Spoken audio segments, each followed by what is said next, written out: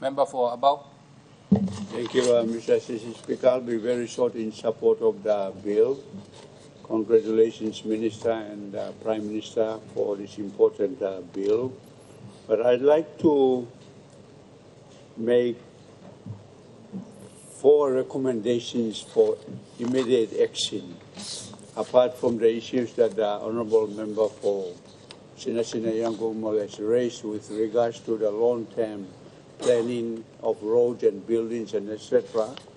But what is glaringly deficient right now are the areas that I would want to strongly recommend for the Minister and his Secretary, and also the Health Minister and his Secretary, to immediately resource and immediately expand. Number 1, Papua New Guinea NOPS services, NOPS, National Orthodontic and Prosthetic Services. Very limited. This is where the wheelchairs and the legs, arms, and these are developed. There's one in Ley, one in Port Moresby General Hospital. But through you, Assistant Speaker, Minister, we need to multiply this important service, preferably across the country,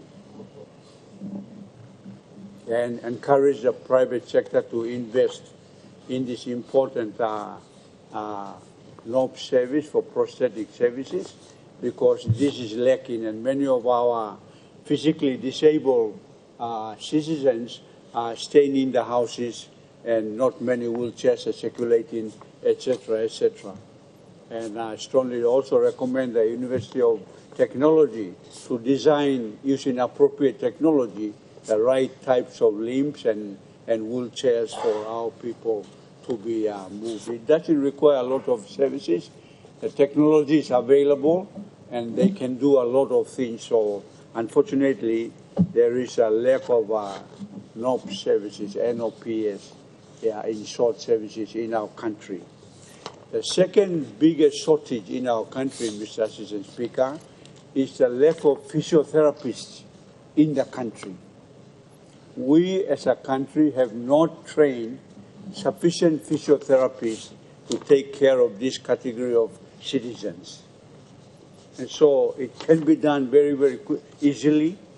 Just get the funding done to the required training institutions, and we can actually triple the number of physiotherapists in the country within the next 5 years. So, Assistant Speaker, if the Minister and his colleague ministers, the Minister for Higher Education, work on this and specifically fund for more physiotherapists in this country. The third area that I strongly recommend is there are only a few blind centers in the country, one in Goroka run by the churches, and one here in Port Moresby, and little one in Hohola. But we need to also expand this, because these services are very, very vital, but many of us have ignored them over the years. And with the passing of the bill now, it gives us the encouragement and incentive and the legal basis to strongly recommend to provide the little bit of funding that is needed to at least the accessibility of these services can be guaranteed.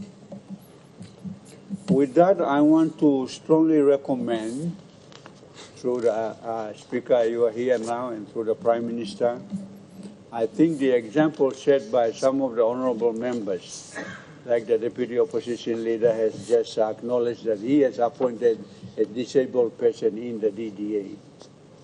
I think this is an opportunity for all of us at this level, that every DDA should have a disabled person represented. Provincial assemblies, Governor, you should appoint a disabled person to be a member of the Provincial Assembly. And I want to recommend through you, Mr. Speaker, perhaps we could invoke the constitutional provision 1 or 2 on the non-elected provision there. 2/3 absolute majority can vote to bring a disabled person on the floor of Parliament. These are leadership things that we can provide Rather than you may talk on the details, sometimes these laws cannot be administered or enforced. Like the PMBs we are talking about, the buildings that Minister for Commerce and Member for Sinasina are talking about. It will take time to, but these things we can do immediately. Imagine tomorrow we invoke Section 102 of the Constitution on non-elected members, and 2/3 of us vote, and then we bring somebody here on the floor of Parliament. Imagine all the governors, you make a decision to bring a disabled member on the floor of the Provincial Assembly. Imagine all of us, follow some of you, bring in the DDA, appoint a disabled person. That makes a lot of impact. Because then at the highest level, we have recognized these important citizens that have been ignored. And therefore, proudly congratulate the Minister. Well done. Thank you for your secretary and everybody that is working very hard to bring this important bill.